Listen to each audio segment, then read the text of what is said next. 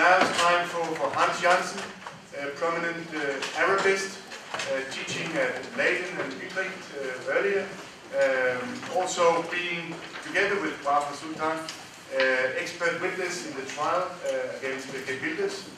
I think he attended court a week ago. Please proceed and please welcome Hans Jansen to the trial.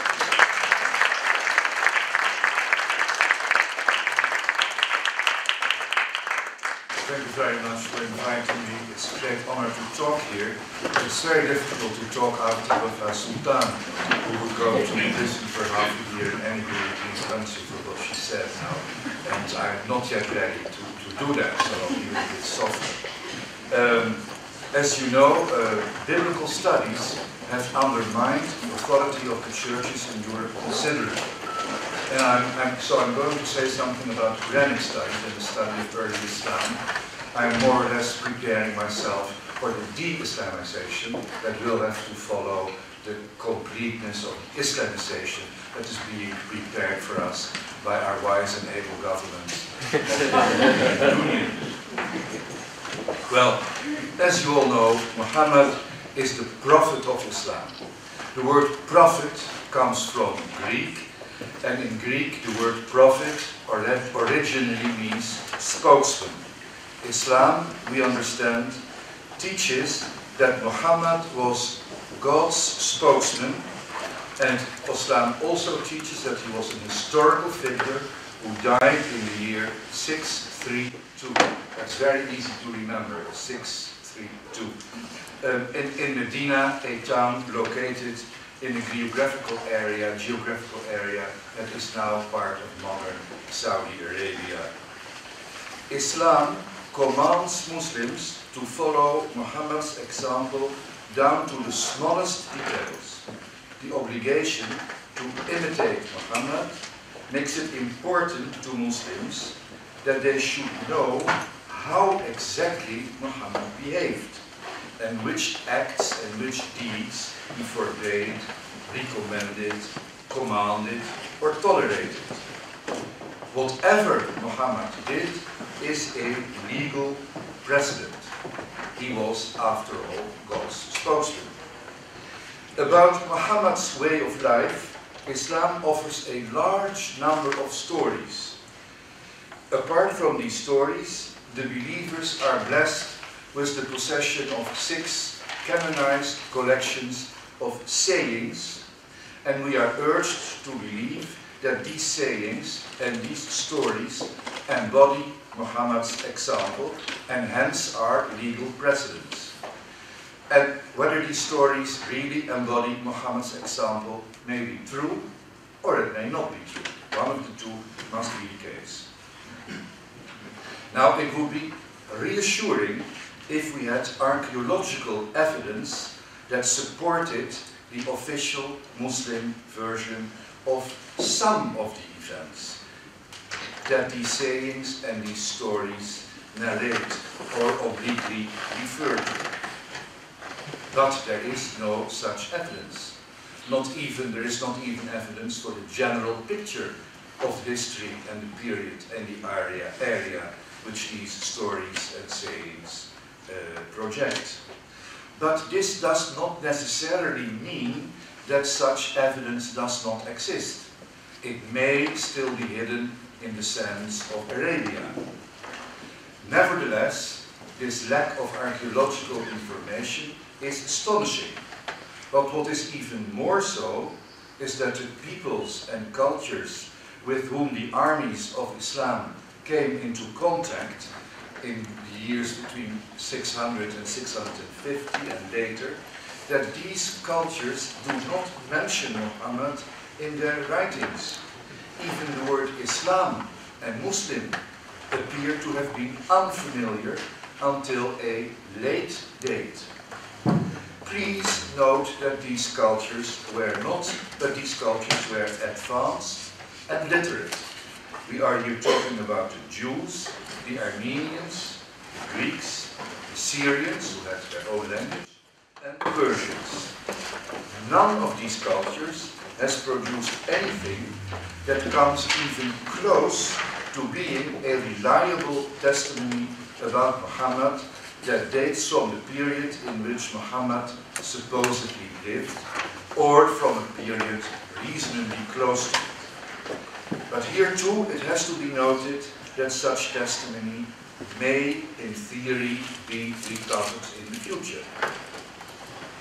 It may sound crazy, but it is not as crazy as it sounds. A number of scholars seriously suspect that Muhammad is not an historical figure, but a literary character that was created by ancient Arab storytellers, perhaps early in the 8th century of our era, perhaps in the army camps of the expanding Arab armies. If these scholars are right, it may become emotionally and intellectually much more difficult to take the reports about Muhammad's deeds as setting an absolute authoritative example of truly Islamic behavior as Muslims ought to do.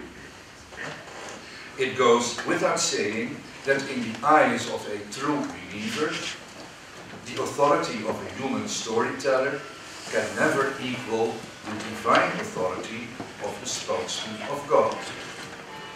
It can be defended perfectly well that the stories and sermons about Muhammad's deeds have been created simply in order to give divine sanction to man-made rules that these stories embody. The stories enjoy religious authority, but they may have little or no basis in historical reality.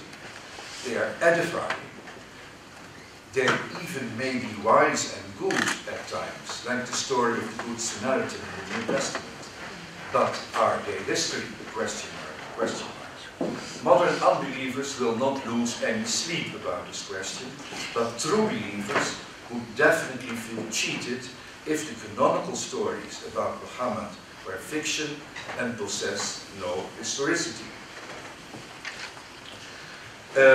Nobody will as yet dare to uphold that we are forced to reject the historicity of the Prophet of Islam. But doubt is justified, and it is difficult to see why Muslims do not set up research projects to clear up at least some aspects of this historicity question. It cannot be that they are afraid to do so, or are they? Of course, no amount of scholarship could possibly answer the question of whether Muhammad was really the messenger of God. But archaeology might tell us a number of things about ancient Arabia we would very much like to know, and that would confirm or contradict the official Islamic general picture of the period. It would be too courageous to reject the historicity of Muhammad and Aisha and who knows who else on the basis of the existing lack of evidence. Nevertheless, it cannot be denied that it is often obvious that the storytellers of early Islam do not sound like real historians. It is their aim to convince their public, to convince their audience of political, legal and religious values.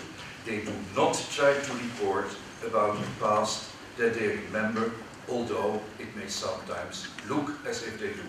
One example,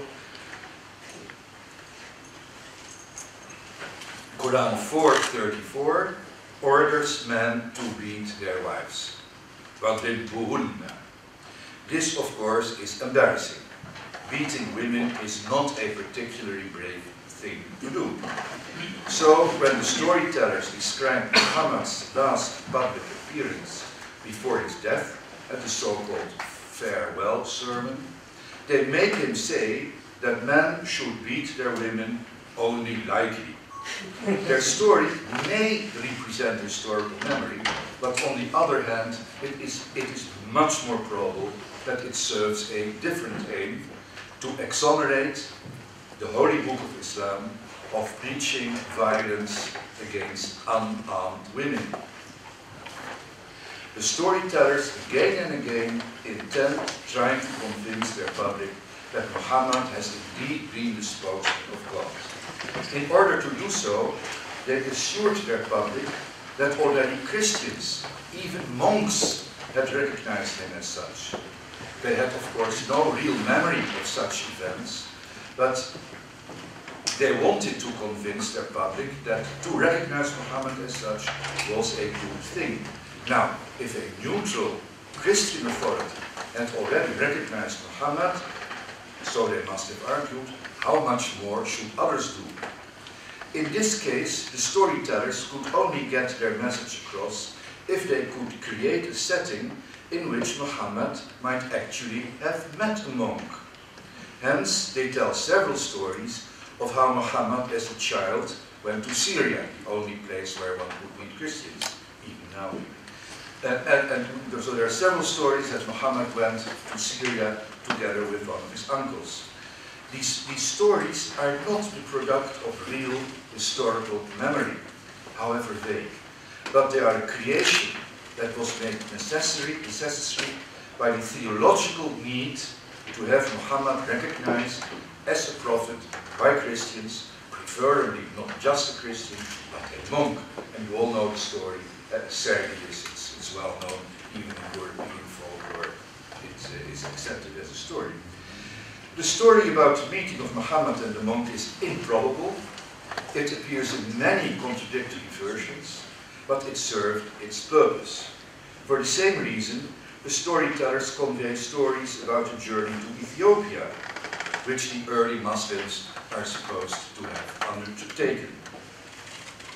These stories contain no details, how they crossed the sea or whatever, and the details that are found in the stories are again contradictory, an indication that they have been invented, at least partly or perhaps completely. Difficult to say. But the aim of the story is to create a theater in which they pretend to play, I recognize you as a prophet, and I am an important Christian. Men who preached that Muhammad has been the messenger of God created the corpus of stories about Muhammad's life, and some of these stories may have been true, but which ones? For some incidents, 3 or 4 are reported. Should scholars try and figure out which of the 4 versions is the true one, or perhaps the only true one, version number 5, has simply been forgotten? We do not know these things, and we will never know. However, the possibility that one of the versions in existence might be the true one strongly motivated the scholars of early Islam to preserve every story they could lay their hands on. But this, of course, added to the chaotic state of the corpus of their stories. It is not only the lack of archaeological confirmation and the peculiar, strange literary character of the Islamic official version of the early history of Islam that evokes uneasy questions. Even the names of some of the principal characters are suspect. Can it be coincidence that the names of Muhammad's 2 most prominent wives, Khadija and Aisha, have meanings that are each other's opposite? Arabic Khadija means stillborn, hence dead, whereas Arabic Aisha means living, alive. I mean, it is possible that 2 wives have names that are symmetrical. And similar suspicions concerning the names of lesser figures abound, those incidents are. And then, lastly, the most delicate problem for which I ask your patience, because it is difficult to explain. I'll do my best. I did my best. The chronology. The chronology of early Islam is uncertain. If only because at the time people did not have calendars and agendas. But more seriously, not long before the death of Muhammad, Islam completely changed the way in which years and months are being counted. Both the Quran and the collections of sayings and the collections of stories, 3 sources, in several forms report this reform of the calendar extensively. The storytellers, however, frequently date their stories to a month of the present Muslim lunar year, but not once to one of the leap months which the previous system possessed. I hope I make myself clear. Would Muhammad and the early Muslims have remained completely inactive in such a leap month? That would mean 7 months in the 20 years of Muhammad's activity. Did nothing fit to print or fit to report happen in any of these 6 or 7 leap months? This is very difficult to imagine. Or perhaps, since Islam is a modern religion, Muhammad went on holiday. Only one conclusion is possible. The storytellers appear not to have taken this well-attested reform of the calendar into account. Why is this worrying? After this reform in 631, the leap months of the earlier system were abolished, not even the names of the leap months have been preserved, and the absence of the leap months in their story strongly suggests that the stories in their present form date from a period in which the earlier leap month system, the earlier leap month calendar, had been completely forgotten. This means that the stories in their present form could be quite late. We have to live with even more coincidences. The symmetry of the chronology of the official version of the early history of Islam is absolutely amazing. Muhammad spent 10 years as a preacher in Mecca, and then 10 years as a statesman in Medina. 10 years before Troy, 10 years traveling back to Ithaca. I suppose you know. It is not impossible, but probable it is not. The earliest storytellers might have emphasized that Aisha was young when Muhammad died. The next generation of storytellers might have improved on the story. If she was young when Muhammad died, she might actually have been only 18 in the year 632, the year Muhammad died. But then she was only 9 when Muhammad first slept with her in 623. Other storytellers might have made an additional point. Look at the beauty of the symmetry this creates. The number of years she lived with Muhammad as her husband after their marriage is equal to the number of years she lived without him previously. This is beautiful symmetry. The standard Islamic version of the history of early Islam is blessed with many of such coincidences. These might, at the time, have helped the believers to believe, which is a good thing. But modern skeptics find no pleasure in such coincidences, only suspicion. We can easily see that some of the stories have sequels by just reading them, carefully.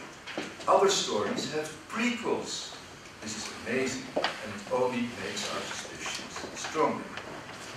If the chronology is defective, it is consequently highly improbable that Aisha was actually 9 years old when Muhammad started to sleep with her, as the Muslim sources record and as the Sharia teaches.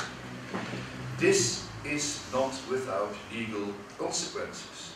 If the chronology of such reports is open to question, is it reasonable to use them as legal precedents, as people do nowadays? Can specialists on Muslim law justify the marriage of very young girls to old men with an appeal to the reports on the life of Muhammad? The case looks extremely, extremely doubtful, even to the judges of the world nowadays. We know a lot about, for instance, the Roman emperors, and this from a wide variety of sources. We know almost nothing about the earliest Muslims. We certainly know very little about the chronology of the first century of Islam. The stories we are asked to believe display a degree of symmetry that is pleasing, but the real world is only very rarely symmetrical. Muhammad, as you all know, is the prophet of Islam, but we do know not much more than that, whatever the religious leaders of Islam claim to be the case. Thank you very much.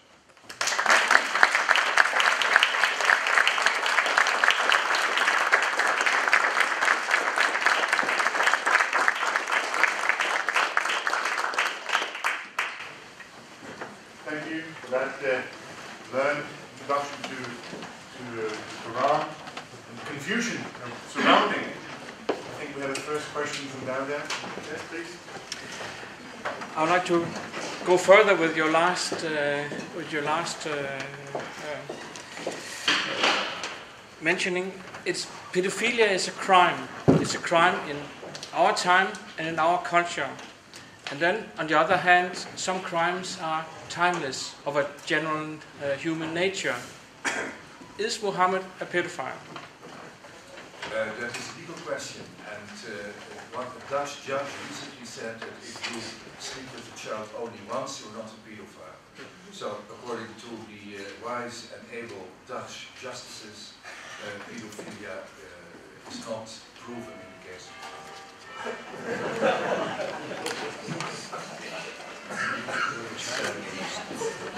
Can you expand on that observation? It sounds astonishing. But it was an Austrian judge. Yes. The Dutch judges are still. Sorry to smear my own country. No, somebody wrote, or somebody said in a closed meeting that Muhammad's behavior with Aisha would be labeled as pedophilia in modern Europe. One of the students complained in court. I don't know the details, and the judge then said that pedophilia is somebody who makes a habit out of sleeping with children, and since Muhammad had had growing up wives, etc., etc. But I'm sure many other people know the details much better than I have been very glad to pick up anything about this case. Yes, I was in the courtroom. Good. So I know the details. And the judge said that because Muhammad kept sleeping with Aisha until she was mature, she was grown up, got her menses, it was clear that Muhammad was not only attracted to minors, and thus he could not be labeled a pedophile. That's what the judge said. Very good. Well, it's a different value system, but this point is important because it's one of the last points when our authorities are willing to send in the Marines, to send police, and to get the child out of a marriage with very old men, out of the death of a very old man. So, I mean, although it doesn't sound very well sophisticated, it is a point to keep in mind, to emphasize constantly.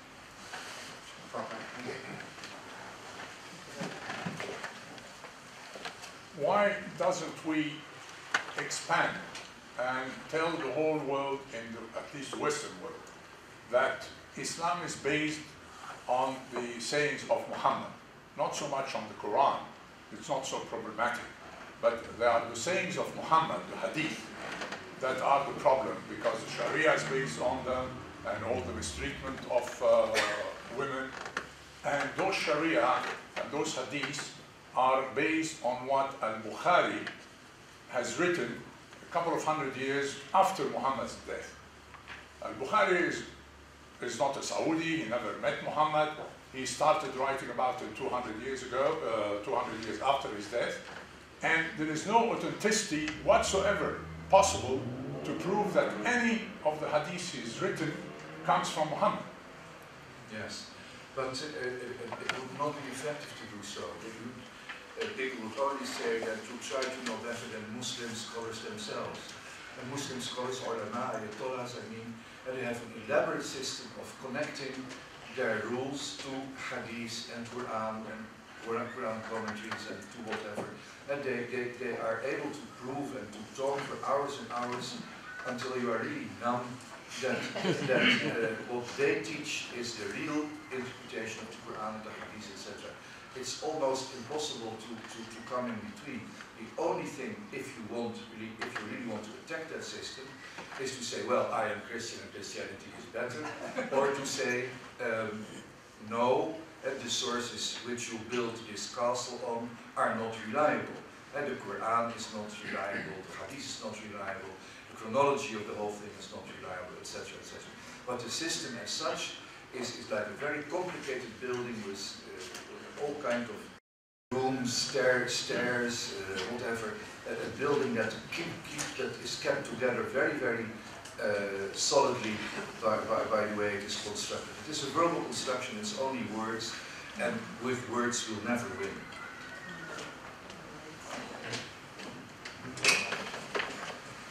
But you said we are basing our knowledge and life in the West on facts and technology and archaeology, at least some proof. I know that we can't go to a Muslim who is uneducated, and this is about 90% of the Muslims in the world, and tell them, look, your religion doesn't exist. It was man-made.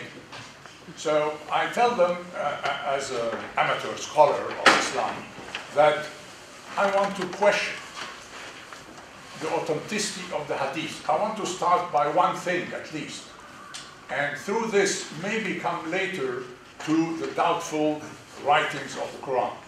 But it's much easier to attack the hadith, existence and background. So why do scholars like you and Luxembourg and others can come and tell us, or tell the Muslim world, look, give us just one proof? I'll tell you, Marhum Nasr Abu Zaid, I asked him, did you read an important Egyptian thinker with a Muslim background who has lived in the Netherlands for 20 years? I asked him, did you read Luxembourg's book, which actually destroys the state of the present text of the Quran? And his only answer was, I don't know German.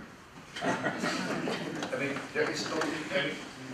But also these things are not intellectual wars, they are social wars. If you get appreciated for displaying religious behavior, you will behave religiously. And if religious behavior is despised, you will stop behaving religiously. And the thing is, do you admire people who behave religiously, or do you say, I don't care that you behave religiously? And if you could shame intellectuals, Muslim intellectuals, into admitting that not all of the Quran and the Hadith may be historical true, you might have gained the point, because that may make their social approval of religious behavior a little bit less severe, but it's difficult to say. But even if it wouldn't be effective, it's still nice to know that the Quran and the Hadith are, that the chronology of these texts is very shaky. Well, thank you. I have two questions. I think when you talk about sources, executive sources of your position, one thing that's always mentioned was the inscriptions on the mosque in Jerusalem. Is that a true Islamic inscription, or is it not? And the other question is, what if we take it for a fact Muhammad existed? I'm not sure he did, but let's say he did. Did his system mean improvement or a deterioration of the conditions of relative Last question. Since we know so little about the situation about early Arabia before Islam, it's impossible to say whether the Islamic innovations were a deterioration or made things better. It's impossible to say.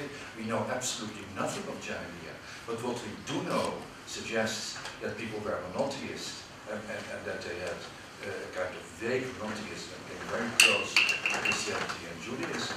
I mean, it abounds with descriptions on tombs, on graves saying, may he rest in peace, Allah, which in the Quran becomes Zawajhu Allah, may God give him in marriage. But it is, of course, Rawahu Allah, may God give him rest, which is Syria. And we know absolutely nothing about pre-Islamic Arabia. What we know is not in accordance with what Islam teaches. So it is impossible to say whether Muhammad's reform of the status of women and girls was progress into our direction or not. That is absolutely unknown. And could you give me a short indication of your first remark? The inscriptions on the mosque in Jerusalem. We have the same problem. I mean, if it would be, if it really It's from the 690s. yeah, that's 70 years, 60 years after Muhammad died. It would be a good thing if we knew what that inscription meant to the people who first saw it. Muhammad Rasulullah may simply have been a Syriac translation of Benedictus Vivent Nomini Domini. Blessed is he who comes in the name of the Lord. And I'm really sorry, but if it means that, then it is not even an Islamic inscription. I mean, there's not enough material. I mean, we must dig through the sands of Arabia and find more material. But the material that is there does not support the official Muslim version. And the inscription may very well mean something completely different. One last question from there. My name is Ole Gershon. One little comment to Lars. I recall reading about that. There was an area out in the Middle East, not in Arabia, but somewhere in the Middle East, where earlier to Islam, the women ruled and they took the men they liked to have. Oh, yes.